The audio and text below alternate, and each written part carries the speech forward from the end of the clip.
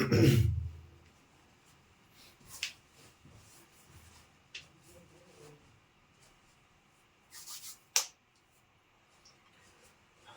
Students, good evening. कैसे हो आप सब? आशा करते हैं मस्त होंगे, ज़बरदस्त होंगे। स्वागत है आपका हमारे यूट्यूब चैनल उन्नत क्लासेज बाई डीएस में। दोस्तों, अपन पढ़ रहे हैं मनोविज्ञान, और मनोविज्ञान के अंदर जो अपन टॉपिक पढ़ रहे थे वो अपना आपका पढ़ रहे थे चिंतन। क्या होता है चिंतन? यानी कि किसी भी कार्य के बारे में आप सोचते हो, विचारते हो, समझने का प्रयास करते हो। वो जो सारी क्रियाएं जो आप दोहराते हो, ठीक है, वही आपका क्या होता है बच्चों?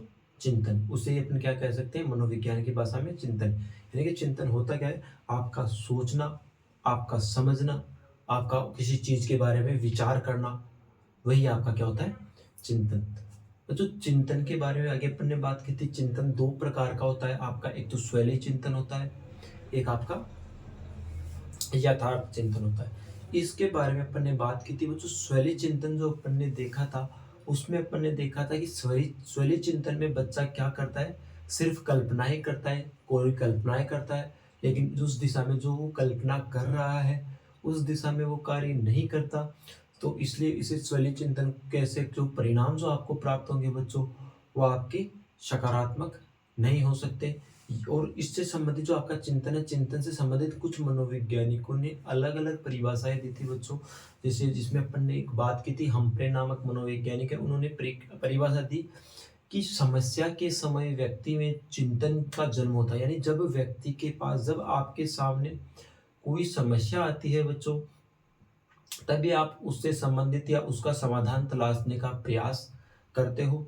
जब तक आपके सामने कोई समस्या नहीं होती है, आप किसी चीज के बारे में नहीं सोचते हो। जैसे आपके मन में कई प्रकार के विचार चलते रहते हैं कि मैं सफल होऊंगा कि नहीं। तो अगर आपके मन में ऐसे विचार आएंगे ही नहीं कि मैं सफल होऊंगा कि नहीं, तो आप आगे कोई कार्य नहीं करोगे। ठीक है, तो उन्होंने मनोवैज्ञानिक जो आपके हम्फ्रे हैं, उन्होंने परिभाषा देते हुए कहा था कि समस्या के समय व्यक्ति में चिंतन का जन्म होता है, क्योंकि समस्या के समय उसे लक्ष्य का रास्ता नजर आते हैं। यानी जब व्यक्ति के अंदर समस्या होती है व्यक्ति के सामने, तो व्यक्ति चिंतन करता है, और उस चिंतन से उसे क्या मिलता है बच्चों? लक्ष्य मिलने की संभावना है। फिर आपके एक मनोवैज्ञानिक है आपके रोस ने कहा था कि जीवन के अंदर जो चिंतन है, चिंतन जो एक आपकी मानसिक गत्यात्मक क्रिया है। ठीक है, फिर अपन ने चिंतन के प्रकारों की बात कर ली थी बच्चों। चिंतन के प्रकार आपके दो थे, यथार्थ चिंतन और स्वैली चिंतन। स्वैली चिंतन के बारे में अपन ने बात कर ली थी, स्वैली चिंतन के बारे में अपन ने लिख लिया था।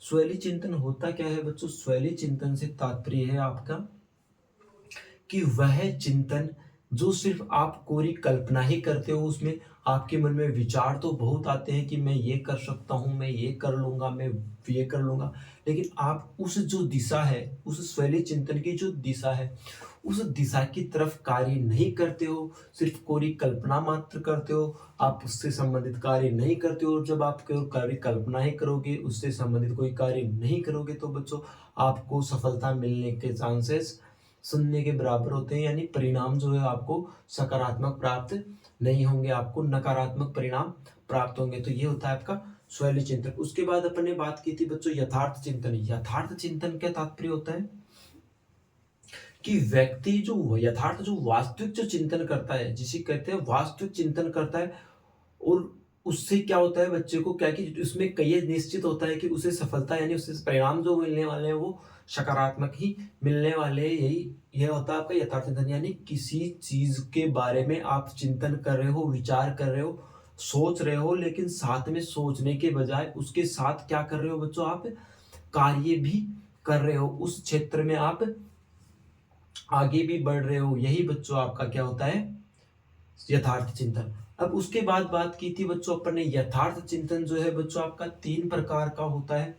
पहला जो आपका था मूर्त चिंतन, जो कि मूर्त वस्तुओं को देखकर होता है। आपके सामने वस्तुएं होती हैं, उसके बारे में आप किसी प्रकार का विचार करते हो, कई प्रकार के विचार बनाते हो, और दूसरा होता है आपका अमूर्त चिंतन। अमूर्त चिंतन में बच्चों आप करते क्या हो, आप ये करते हो कि आपके सामने कोई वस्तु नहीं है, फिर भी आप उसके बारे में सोचते रहते हो, उसके बारे में विचार करते रहते हो, वो आपकी होती है बच्चों अमूर्त चिंतन। तीसरा जो होता है बच्चों आपका है आलोचनात्मक चिंतन। आलोचनात्मक चिंतन के अंदर होता क्या है कि आप किसी एक क्षेत्र या एक कार्य के आप दो पहलुओं को देखते हो, जिसमें सकारात्मक पहलू भी देखते हो, नकारात्मक पहलू भी देखते हो, और उन दोनों के बीच में क्या करते हो, चिंतन करते हो। ठीक है बच्चों, तो ये होता है आपकी यथार्थ चिंतन। तो बच्चों आज की जो क्लास रहने वाली है अपनी, वो रहेगी अपने यथार्थ चिंतन पे। ठीक है, समझ में आ गया होगा, मैं आशा करता हूँ कि आपको यथार्थ चिंतन अच्छे से समझ में आ गया होगा। तो चलो अब इसके बारे में अपन कुछ बातें, इंपॉर्टेंट जो बातें हैं वो लिख लेते हैं। ठीक है,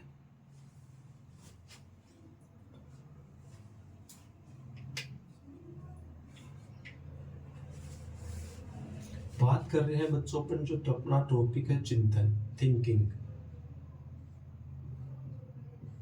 आप किसी के बारे में क्या सोचते हो, क्या विचार करते हो, आपका चिंतन होता है। यथार्थ चिंतन की बात करनी है बच्चों अपने को। कौन से चिंतन की बात करोगे बच्चों, यथार्थ चिंतन। अब यथार्थ चिंतन क्या होता है इसके बारे में अपन लिख लेते हैं पहले कि यथार्थ चिंतन क्या होता है। ये बच्चों सबसे पहली बात तो ये है आपका, ये है वास्तविक है,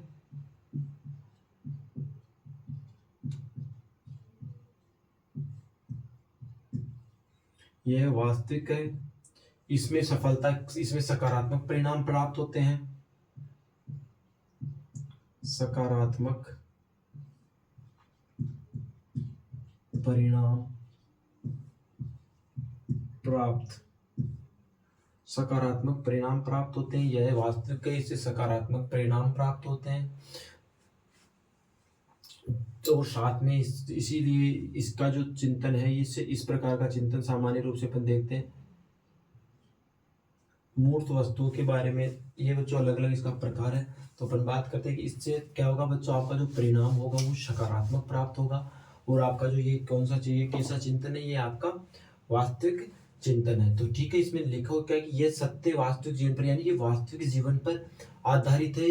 वास्तविकता ये है कि आप जिसके बारे में विचार कर रहे हैं उसी के बारे में आप परिणाम करते हो, उसी क्षेत्र में आप कार्य करते हो। जैसे आप शिक्षक बनने की तैयारी कर रहे हो, शिक्षक भर्ती की तैयारी कर रहे हो, तो आपको शुरू में आपने सोचा कि मेरे को शिक्षक बनना है, तो आपको शिक्षक बनने के लिए जो कार्य करने थे आप वो कर रहे हो। आपके शैली चिंतन में क्या होता है, आपके मन में विचार तो आता है कि मेरे को शिक्षक बनना है, लेकिन आप उस क्षेत्र में कार्य नहीं करते हो। यथार्थ चिंतन में क्या होता है, आपके मन में विचार आया कि मेरे को शिक्षक बनना है, तो आपके अंदर ऐसी भावना आएगी कि आप क्या करोगे, उससे संबंधित जानकारियां कलेक्ट करना प्रारंभ कर दोगे। कि किसी से पूछोगे, किसी शिक्षक के से पूछोगे कि मुझे क्या करना चाहिए जिससे कि मैं शिक्षक बन जाऊं। तो आपको गाइड करते हैं, जैसे आप मान लो सपोज दैट आपको गाइड करते हैं कि बीएड कर लो, डीएलएड कर लो, या अन्य कोई भी टीचिंग ट्रेनिंग प्रोग्राम से संबंधित कोर्स कर लो। फिर आप उस कोर्स को करते हो, उसके बाद आप कॉम्पिटिटिव एग्जाम देते हो शिक्षक भर्ती का, उसके बाद आप क्या करते हो, सफलता प्राप्त करते हो। तो वो बच्चों आपका यथार्थ चिंतन होता है। अब आप उस क्षेत्र में कार्य कर रहे हो ना, इसलिए उसमें सफलता मिलने के चांस है। जबकि स्वैले चिंतन में आप क्या करते हो, सोचते तो बहुत कुछ हो लेकिन उससे संबंधित कार्य नहीं करते। अब बच्चों आपका जो यथार्थ चिंतन है, इसको तीन भागों में बांटा गया है। ये तीन प्रकार से होता है। एक तो आपका होता है मूर्त चिंतन,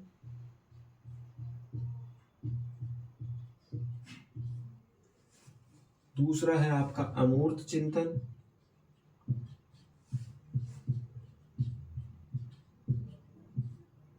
तीसरा जो है वो आपका आलोचनात्मक चिंतन। ठीक है, मूर्त चिंतन क्या होता है, मूर्त चिंतन में बच्चों आप मूर्त वस्तुओं के बारे में चिंता सोचते हो, मूर्त वस्तुओं के बारे में विचार करते हो। इसे ही अपन निगमनात्मक चिंतन भी कह सकते हैं।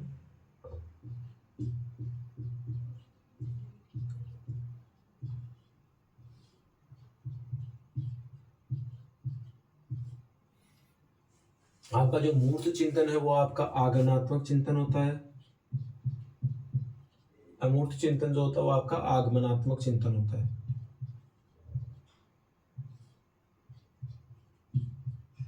इसे ही अपन सृजनशील चिंतन कह सकते हैं।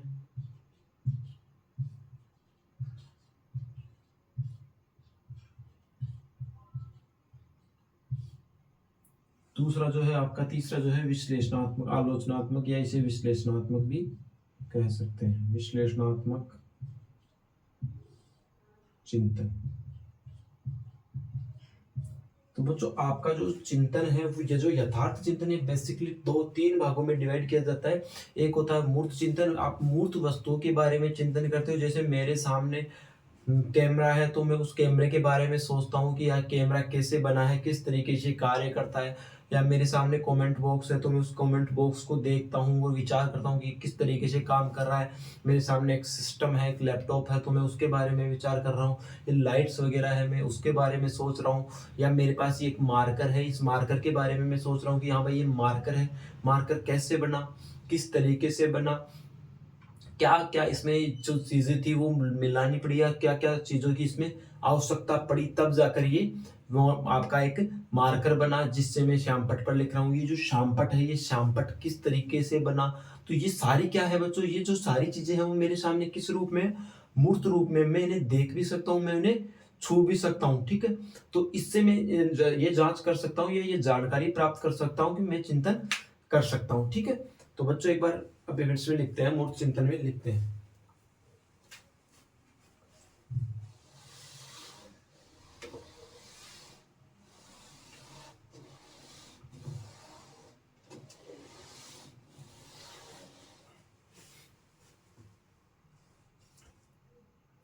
मूर्त चिंतन में लिखते हैं बच्चों।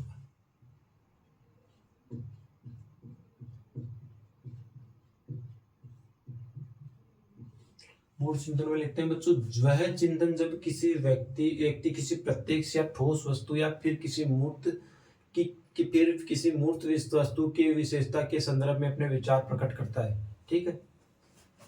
जब एक व्यक्ति जब एक व्यक्ति किसी प्रत्यक्ष या ठोस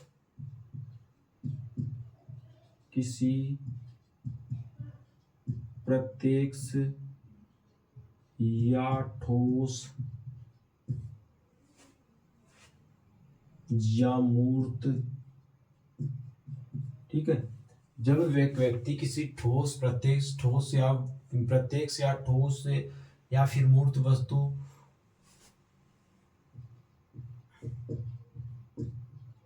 की विशेषता के संदर्भ में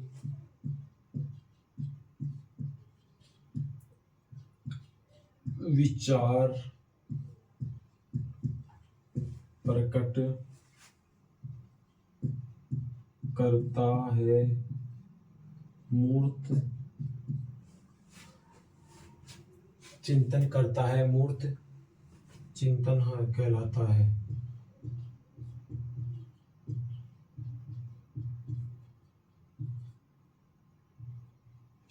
कहलाता है। इस प्रकार के चिंतन को इस प्रकार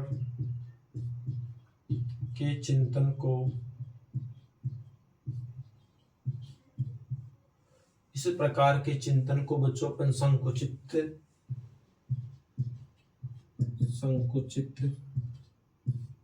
या कूपमंडूक चिंतन की संज्ञा देते हैं।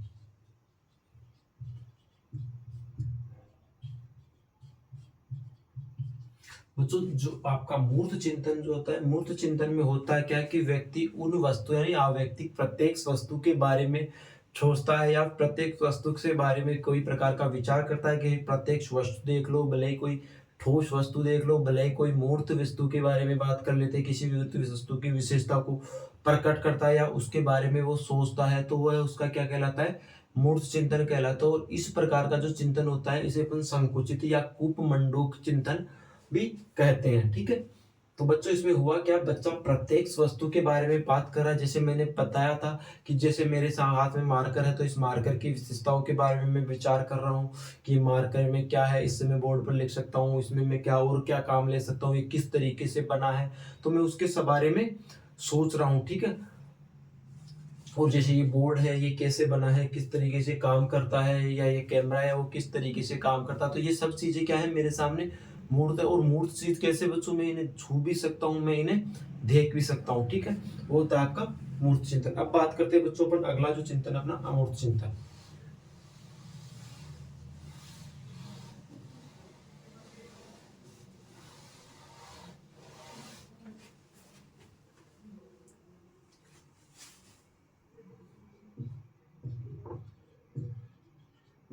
अमूर्त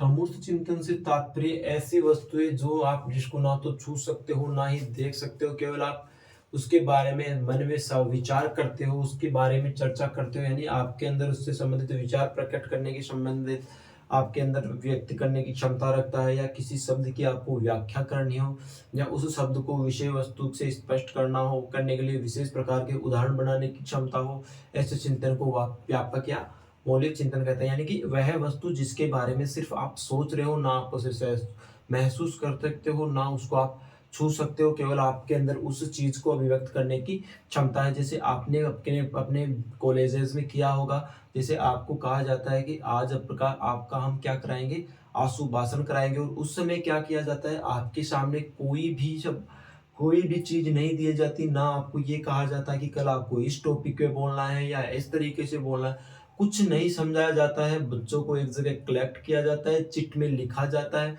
और उसमें एक एक शब्द लिखा जाता है। जैसे मान लो एक शब्द लिख दिया पढ़ने पानी, अब बच्चे को उसके लिए कहा जाता है कि वह बच्चा पानी के बारे में क्या करे, अपने विचार प्रकट करना, अपने विचार अभिव्यक्त करे, या उस शब्द का जो पानी शब्द है उसके अर्थ को विस्तार करे, या वो नहीं वो कितने देर तक उस एक शब्द के बारे में जो उसके सामने नहीं है, जो उसके सामने है उसके बारे में वो बोल सकता है। लेकिन अगर कोई चीज उसके सामने नहीं, कि वो मस्तिष्क में उसकी कल्पना कर रहा है और उसके बाद उसके बावजूद वो आपसे व्याख्या कर रहा है, तो वो बच्चों आपका अमूर्त चिंतन होता है। और ऐसा जो चिंतन होता है वो बच्चों मौलिक चिंतन भी कहलाता है। तो चलो लिखते हैं, जिसके द्वारा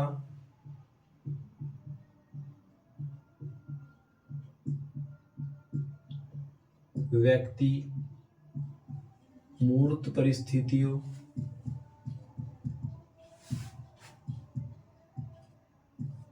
जिसके लिए बालक मूर्त परिस्थितियों को भी समझ सकता है,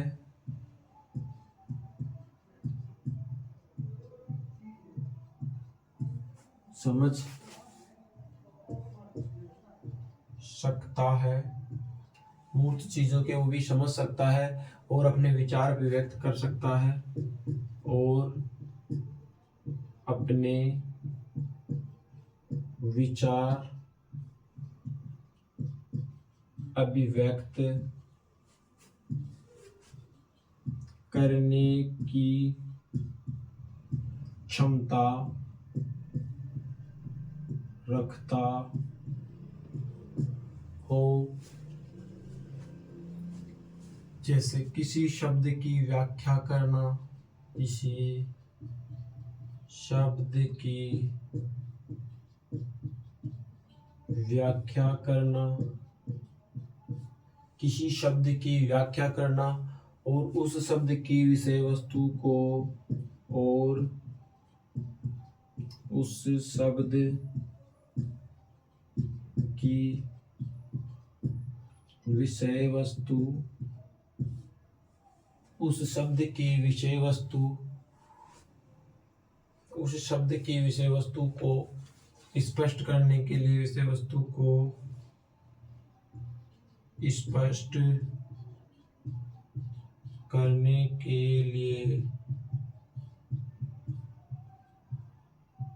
उदाहरण करने के लिए उदाहरण बनाने की क्षमता रखता हो,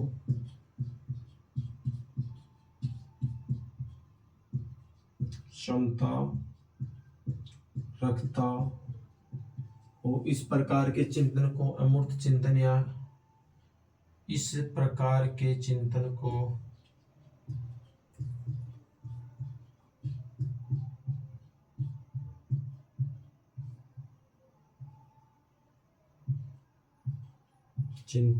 इस प्रकार के चिंतन को अमूर्त इस प्रकार के चिंतन को अमूर्त व्यापक या मौलिक चिंतन भी कहा जा सकता है। व्यापक या मौलिक चिंतन कहा जा सकता है। ठीक है, यानी कि ऐसा चिंतन जिसके अंदर व्यक्ति बिना किसी सामग्री के सामने कोई मूर्त वस्तु के बिना सिर्फ अमूर्त वस्तु या किसी शब्द को व्याख्या करने के लिए, उस शब्द को समझाने के लिए, उस शब्द को अभिव्यक्त करने के लिए, उस शब्द के अभिव्यक्त करने की क्षमता रखता हो, या उस शब्द या विषय वस्तु को स्पष्ट करने के लिए वो किसी भी प्रकार के उदाहरण बनाने की क्षमता रखता हो, इसे चिंतन को अपन क्या कह सकते हैं? व्यापक या मौलिक चिंतन भी कहते हैं, और यही आपका अमूर्त चिंतन कहलाता है। तो ठीक है, इसके बाद बात करते हैं अपन अंतिम जो चिंतन का जो प्रकार है वो है आपका आलोचनात्मक चिंतन।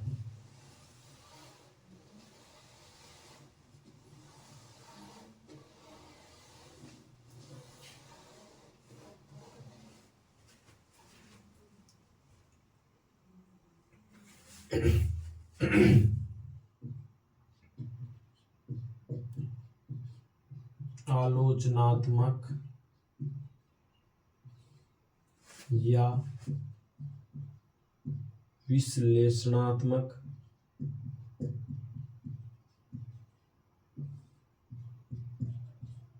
चिंतन। आलोचनात्मक या विश्लेषणात्मक चिंतन क्या होता है बच्चों?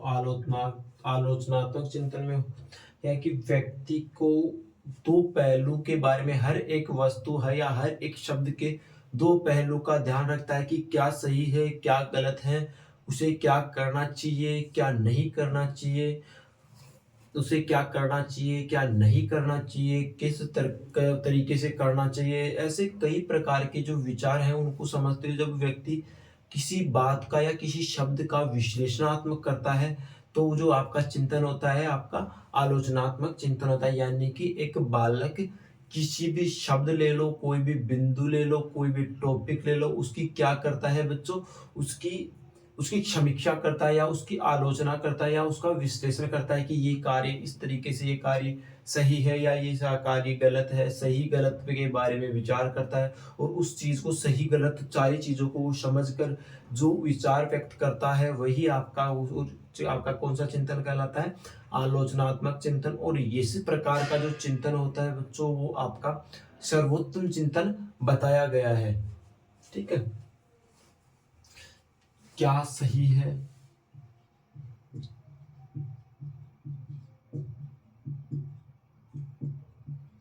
क्या गलत है, क्या सही है, क्या गलत है, क्या अच्छा है, क्या बुरा है, क्या करना चाहिए,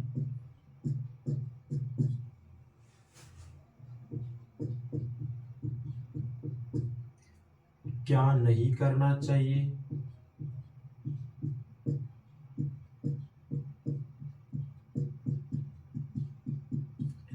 क्यों करना चाहिए,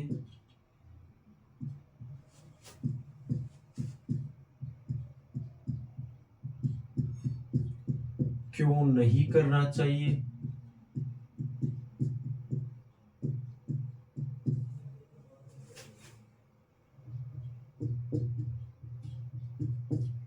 यानी कि बालक को क्या सही है, क्या गलत है, मुझे क्या करना चाहिए, मुझे क्या नहीं करना चाहिए, क्यों करना चाहिए, क्यों नहीं करना चाहिए, इन सारे विचारों को समझते हुए, इन विचारों को समझते हुए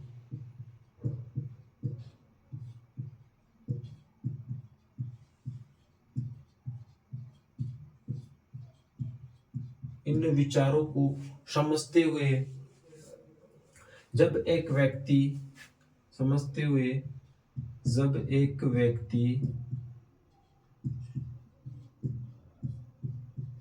विश्लेषणात्मक जब एक व्यक्ति विश्लेषणात्मक रूप से विचार व्यक्त करता है, रूप से विचार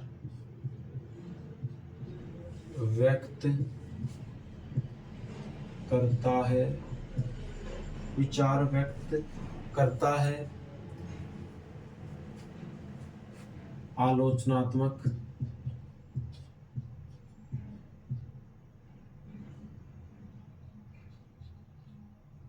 आलोचनात्मक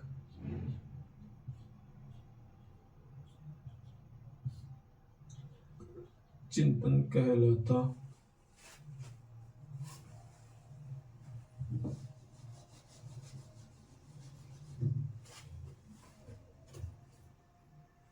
आलोचनात्मक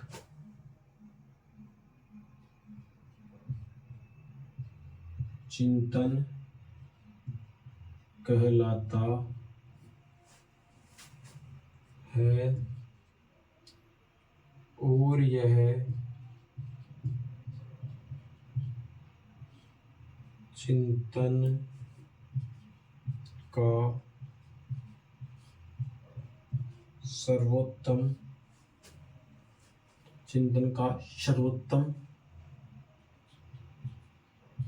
प्रकार है।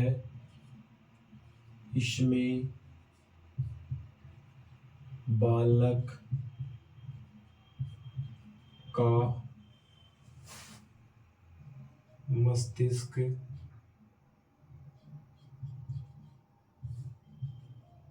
काफी हद तक योगदान देता है या परिपक्व हो जाता है। ठीक है, विश्लेषणात्मक चिंतन होता है।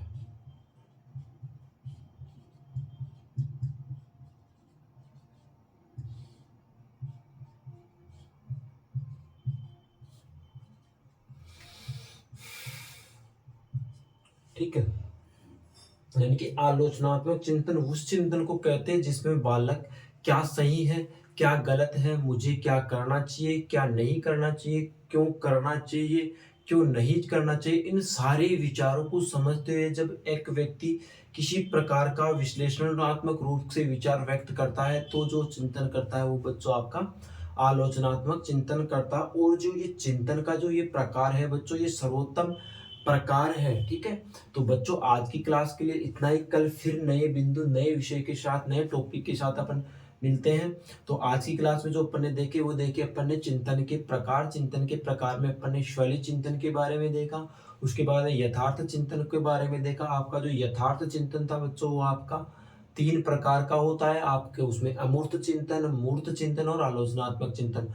मूर्त चिंतन बच्चों मूर्त वस्तुएं के लिए किया जाता है, जो आपके सामने अवेलेबल होती है उन वस्तुओं के बारे में आप चिंतन करते हो। जबकि अमूर्त चिंतन वो चिंतन होता है जिसमें आपके सामने कोई वस्तु नहीं होती है, केवल उसके बारे में आप कल्पना करते हो और कल्पना करने के बाद उसके बारे में अपने विचार प्रकट करते हो या विचार व्यक्त करते हो। तो वो जो आपका चिंतन कहलाता है बच्चों वो आपका अमूर्त चिंतन कहलाता है। इसे ही अपन व्यापक चिंतन कह सकते हैं, इसे ही अपन मौलिक चिंतन कह सकते हैं। उसके बाद अपन ने बात की बच्चों आलोचनात्मक चिंतन की। अब आलोचनात्मक चिंतन क्या होता है? आलोचनात्मक चिंतन कहता है कि मुझे क्या तो करना चाहिए, क्या नहीं करना चाहिए, क्या गलत है, क्या सही है, क्यों करना चाहिए, क्यों नहीं करना चाहिए। इन सारी बातों को, इन सारे विचारों को समझते हुए जब एक व्यक्ति विश्लेषणात्मक रूप से अपने विचार व्यक्त करता है तो ये जो चिंतन की प्रकार कहलाता है वो आपका आलोचनात्मक चिंतन कहलाता है। और बच्चों इस चिंतन को मन को सर्वाधिक उपयोगी या सर्वोत्तम चिंतन बताया गया है। तो दोस्तों आशा करता हूँ आपको आज की क्लास बहुत अच्छी लगी होगी, मस्त लगी होगी, ज़बरदस्त लगी होगी। तो आप हमारे यूट्यूब चैनल को ज़्यादा से ज़्यादा लाइक, शेयर एवं सब्सक्राइब करें। कल फिर नए बिंदु, नए टॉपिक के साथ आपसे रूबरू होंगे। तब तक के लिए मैं आपसे अलविदा लेता हूँ। धन्यवाद बच्चों।